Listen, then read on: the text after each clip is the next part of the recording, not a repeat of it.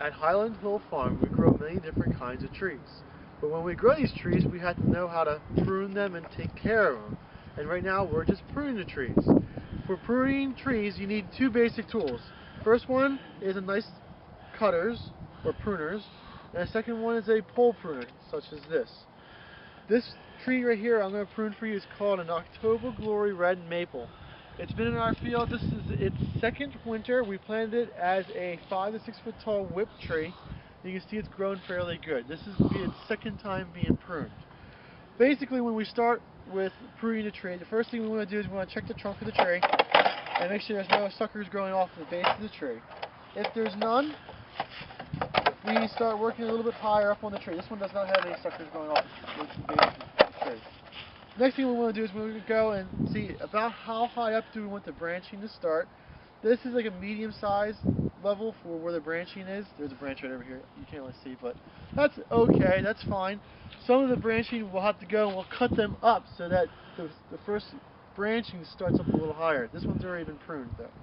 And we're going to work on this one. Since we don't have to cut any of the branches that make the first branching higher up, what we do next is we go through and we use our pruners correctly. This is a Felco's bypass pruner. You see the one side's a blade and the other side is not. That's like the anvil side. And when you cut, the blade will cut on this side of the branch and this side will get pinched. So when you cut, you always want to keep the side you're keeping on the tree, this side, and the side that you're cutting off is on this side. So that's how you use these pruners. Okay, so our first cuts that we're going to make, using our pruners properly, we're going to go up on these lower branches through here, and we're just going to go down, we're going to cut right above a bud. When we prune, we like to prune right above the bud, and typically we don't prune on the other side of the bud down here or towards the middle.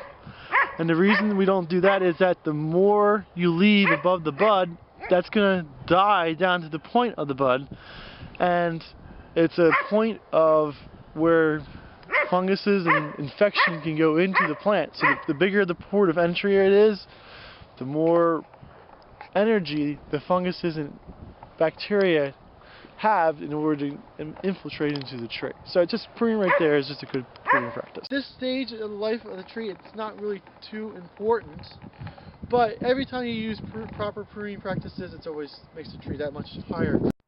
Okay. Well, this is what I expect when we prune.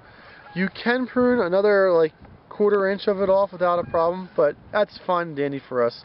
You can see there's 2 buds on either side, and that's where the new growth is going to come out for next year. And when that new growth comes out, it'll be able to grow out, and then you won't notice a real big stub on the end of it. So we're just going to go around the tree and just cut it. I guess it depends on how you want the tree to look, but that's basically what we're going to try to do. Now for these guys up here, sometimes you want to bend these guys down and prune them, and the taller you are, the easier it is. But if you pull it down too much, it may break right there. And if you can see how it has a V right there, you don't want to pull on that because you'll have a problem. And that's something that we're going to have to fix when we use our pole pruner. Well, just go around and hit them all real quick. Make sure you use the pruners properly, and that's fairly good for what we're going to use for the pruners. The next step is we're going to grab our pole pruners, and we're going to do the top part of the tree now.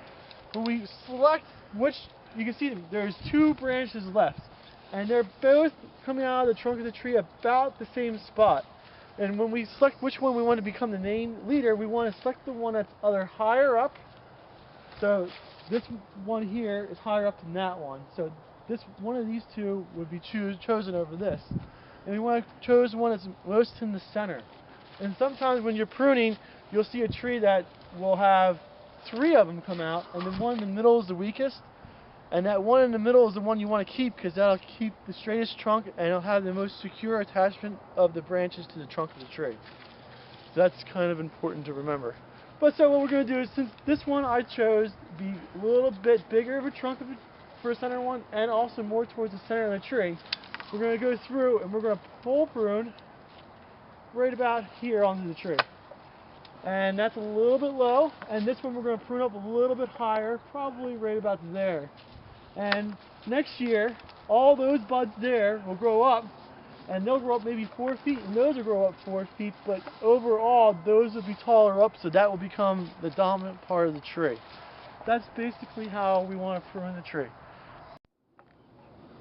Okay, well this is a prune that we did right up against the trunk of the tree, and this is how I prefer to have my prunes made on our trees.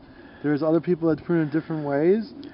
What I was taught in school, I went to Delaware Valley College, and they taught me an idea called coat it, or compartmentalization of decay in tree, by Alex Shago. And he said basically these rings that you see around the tree, those are natural barriers to stop decay from going into the tree. And if you cut so close, like a flush cut to it, you'll damage those rings, and then infection can spread from the branch into the trunk of the tree. So we usually cut right above the point where those rings are, so there's not a lot of wood left here for funguses to grow into and take energy from to drill into our tree. So usually have to cut it right there, and as close as you can to the rings without damaging the rings, and you're pretty much good to go. Each tree has rings on it differently. So a tree with maple, or a tree with oak, a tree with sycamore, they all have different rings. You just have to look at the tree and cut right above where the rings are. Other trees that you can trim just in the same style that I just showed you is any type of tree that you're growing with a central trunk leader to it. It could be like a cherry, it could be a sycamore, a tulip poplar, an oak tree. Anything of large size that you want to have one single trunk going up to it and then eventually become a large, nice ornamental grade tree is how you.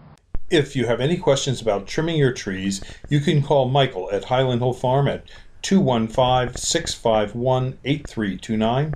We deliver and plant trees up and down the East Coast, and we ship out of multiple locations in North Carolina, in Tennessee, and in Pennsylvania. Thank you.